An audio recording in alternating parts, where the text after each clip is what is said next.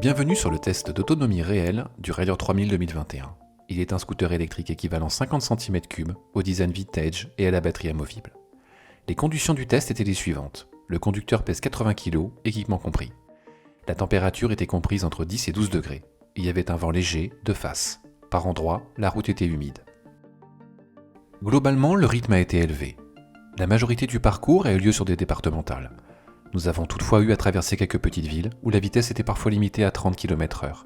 Mais la majorité du trajet de 60 km ayant eu lieu sur des voies limitées à 80 km/h, nous étions souvent au maximum de la vitesse offerte par ce scooter électrique, 45 km/h. Dans ces conditions, nous sommes partis avec une batterie chargée à 100% et sommes arrivés avec environ 30% d'autonomie restante.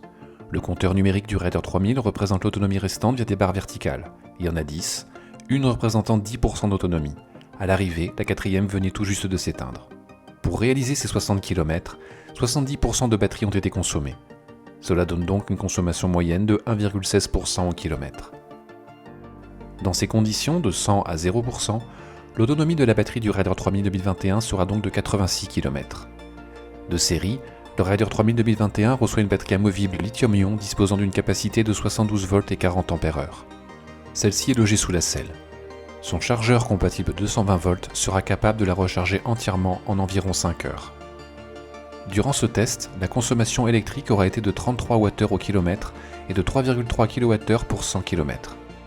Pour un équivalent 50 cm3 aussi performant, c'est un excellent résultat. Le Raider 3000 est très économique. Durant notre test, la vitesse moyenne a dépassé les 40 km/h et les conditions étaient correctes, mais pas idéales. En ville, on aura naturellement une vitesse moyenne moins élevée, il sera donc possible d'atteindre les 100 km d'autonomie avec une seule charge.